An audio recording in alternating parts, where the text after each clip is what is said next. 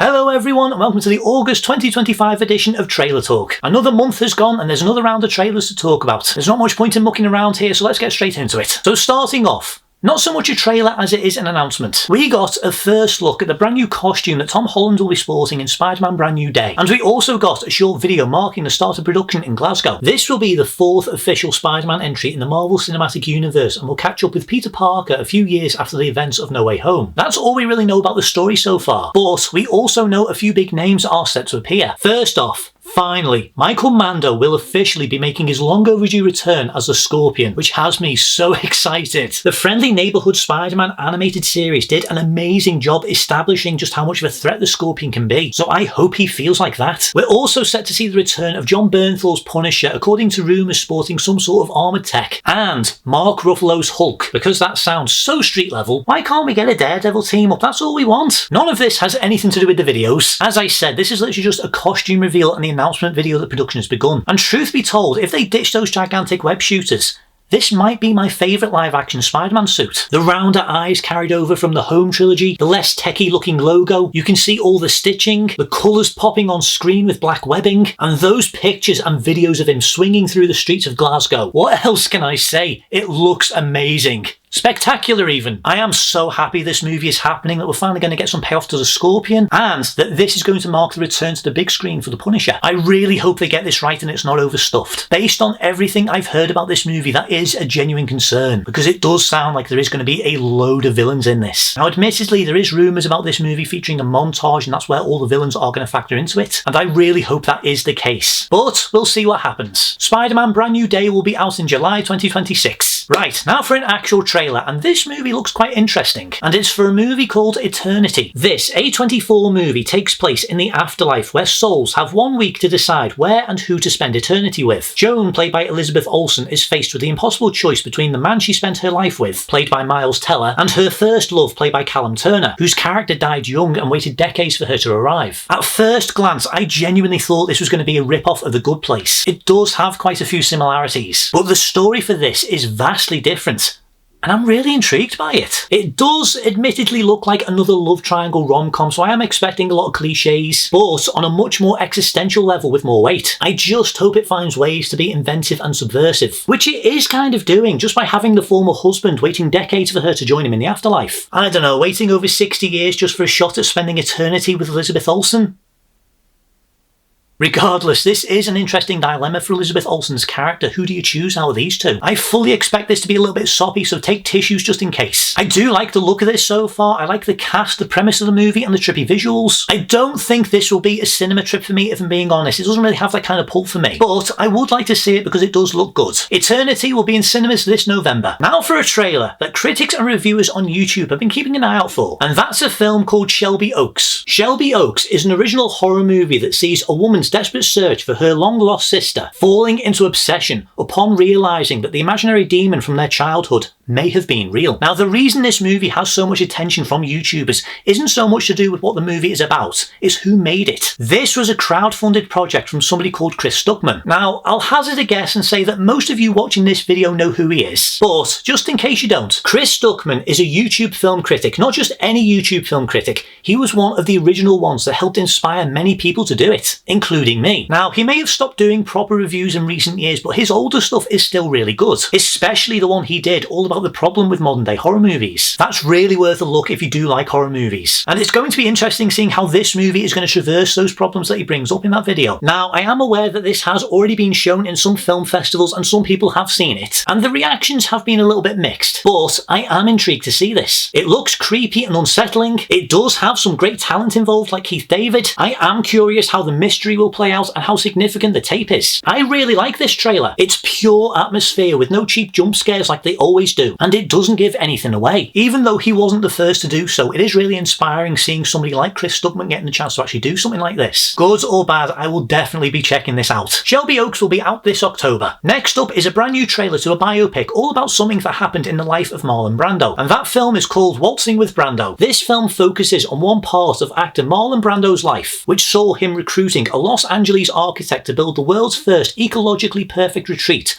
on a small uninhabited island in Tahiti. It's a magical place. I'll be honest, this is the first time I've actually heard about this story. I knew he was a little bit eccentric, but I wasn't aware of this. Most people will know Marlon Brando as one of the most famous actors of all time, having played characters like Don Corleone in The Godfather and Jor-El in Superman 78. He was also notoriously difficult to work with, so I can't say I'm too surprised by this story. What is surprising is how uncanny Billy Zane looks as Brando. Now yes, it is aided by makeup, but even so, wow. And it's always nice seeing John Hader pop up in things too. This does look fun and interesting. I like seeing the clips of Brando on set as well, so you have an idea of when this takes place. I don't know how accurate this movie is going to be in terms of what happened. I know biopics do tend to embellish on a few things here and there for dramatic purposes, but regardless, this does have my attention and I am keen to see it. Waltzing with Brando will be released on the 19th of September. Next up is the first teaser trailer to a TV series I've been really excited for. Hang on.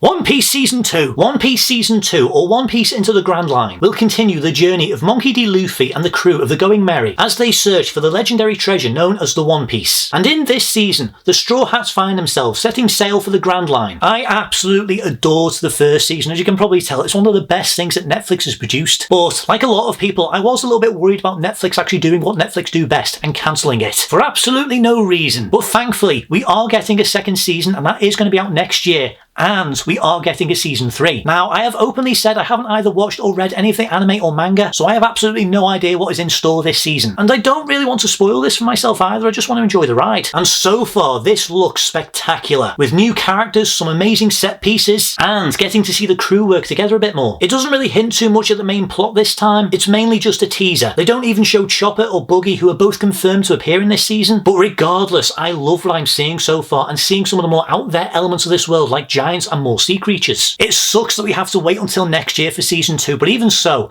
I am so excited for it, and I am really looking forward to seeing where they go with the characters. One Piece Into the Grand Line will be on Netflix in 2026. Right, next up is... Hang on, it's getting a bit hot with this thing. Let's take it off for now. And now for something that's been getting quite a bit of attention over the past month. And that's a trailer for a brand new horror movie called Good Boy. This original horror movie sees a loyal dog move to a rural family home with his owner Todd, only to discover supernatural forces lurking in the shadows. As dark entities threaten his human companion, the brave pup must fight to protect the one he loves most. The dog's not called Courage by any chance, is he? So yes, as you've probably gathered, the unique selling point of this movie is the fact that the entire film is done through the perspective of this dog. A very cute dog, I will add. He's absolutely adorable. And it looks like both he and the premise of this movie have managed to win a lot of people over, because this is now getting a wide release. So far, it's only been screened at film festivals back in March, but the reactions were pretty good from the people who saw it. Originally, this movie was only set to get a limited release, but because of how much attention it's been getting since this trailer has come out, it's getting a much wider release now. They decided to expand the release schedule for this movie, so it is going to get a proper cinema release. Apparently, there's been a big surge of people Googling, does the dog die in this? I think that speaks volumes for the way that the world is right now, doesn't it? The first instinct that everyone has isn't that the dog is going to save the day, it's that he's going to die. A bit of optimism doesn't hurt. But truth be told, this actually does look pretty spooky and creepy, and yes, the premise behind it is really interesting. You can tell, and I don't mean this in a bad way, it is a small budget horror film from the sound design and lighting, so I wouldn't say go into this expecting a really polished and dazzling looking film, but it does look good, and I am keen to see if it is as good as they say it is. Good Boy will be in cinemas this October. Now, I completely forgot that Gamescom was on this month, and in the same way that Netflix's Tudum event was used to advertise a lot of their upcoming projects, this happened at Gamescom as well. And during this event we saw lots of trailers and announcements for things like an Indiana Jones DLC, a new Call of Duty game, the new Silent Hill game Invincible Versus, as well as the remakes of Final Fantasy VII and Metal Gear Solid Snake Eater. We also saw a trailer for a Deadpool VR game with Neil Patrick Harris's Deadpool, a sequel to Ghost of Tsushima called Ghosts of Yoti, I might have pronounced that wrong, and even something called Kronos, which looks pretty cool. We also got another look at Resident Evil Requiem and the announcement of a new Halloween game, where apparently you get to play as Michael Myers. I'll be here all day if I list every single game that was announced during this event, but one game in particular really caught my attention. As it turns out, we are officially getting a brand new LEGO Batman game called Legacy of the Dark Knight. This will be the 4th official LEGO Batman game that's set to tell the entire story of Bruce Wayne, in a game that incorporates elements from every Batman movie, including The Batman, Batman Begins, Batman Returns, The Dark Knight, and even Batman 66. I don't care what anyone says, the LEGO games are awesome and I love playing them. They may not be the most complex games or require that much brain power, but they are really fun, they're simple to play and easily accessible to every age. The last big LEGO game that we had was the Skywalker Saga, which I previously reviewed back when it came out. And that was the first one to show off LEGO's new style of gameplay, which this one is going to use as well. Like most LEGO games, it will be an open world and feature potentially hundreds of playable characters, including Jim Gordon, Robin, Batgirl, Nightwing, Catwoman, and Talia al Ghul. It will give you the option to customize the Batcave with multiple Batman costumes based on comic, animation, and live action appearances. You'll be able to drive every Batmobile, including the Tumbler from the Dark Knight trilogy and the muscle car from the Batman. And of course, you will tangle with several of Batman's most iconic foes, such as the Joker, Penguin, Poison Ivy, Ra's al Ghul, and Bane. Bane's being voiced by Matt Berry. Anyway, like every single LEGO game, you will have the option of playing as either 1 or 2 players, but for the first time ever, you're also going to be able to change the difficulty setting. Not that I wasn't sold on this game already, but 4 words really stood out to me and made this a must-play game. Arkham-style combat system. Oh my god, yes! There's even a shot of him spraying explosive gel on the wall. I am really excited for this now. It looks incredible. Look, I can't lie, it is a little bit disappointing that this is yet another Batman game. There's so many different characters from DC that you could make video games on. I'm still upset that they cancelled the Wonder Woman game, but I can't lie, this game does look really fun and I am keen to play it when it comes out. LEGO Batman Legacy of the Dark Knight will be out in 2026. Next, we have the first teaser trailer to the highly anticipated second season of Fallout. The second season of the video game adaptation set within a post-apocalyptic wasteland sees Ella Purnell's Lucy and Walton Goggins' Ghoul journey to New Vegas. Okay, slight confession.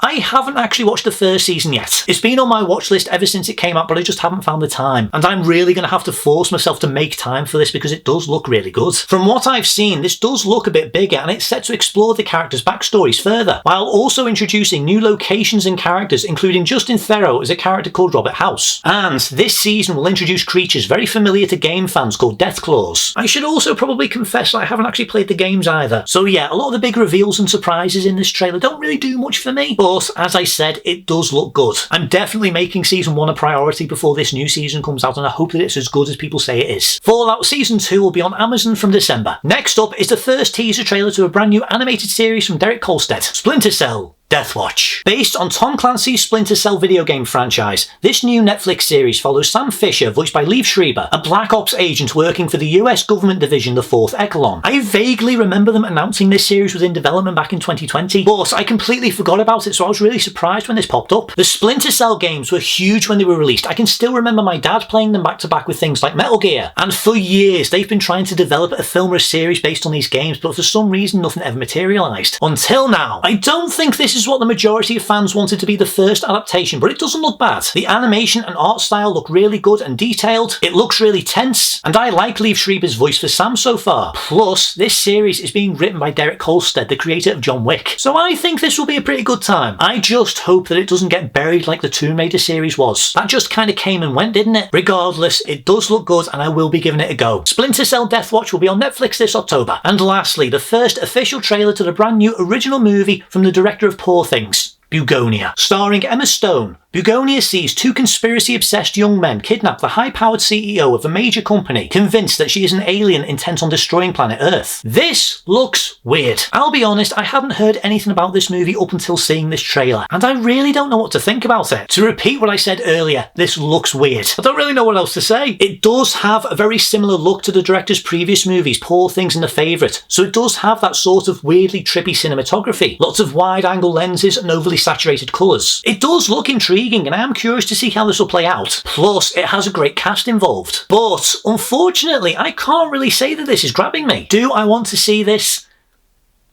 I'll be honest, this doesn't look like the kind of thing that I would normally watch, so I'll probably wait until the reviews come out before deciding. I am open to most things though, so I am willing to give this a go, but I'd be lying if I said I was excited for this. We'll see. Bugonia will be in cinemas this October. It's a bit of a downer to leave this episode on, but hey ho. I'll most likely have a load of Disney stuff to talk about next month because the D23 event is happening right now, so we'll see what we get. But for now, thank you very much for watching. If you enjoy this content, please be sure to like, subscribe and hit that notification button. If you have seen any of these trailers, let me know down in the comments what you think about them and which movie you're looking forward to the most, or series or game. Plus, if you have any suggestions for any future Rewind reviews or recommendations you would like to see me do in the future, let me know down below. But until next time, thank you very much for watching and I shall see you in the next video. See you guys.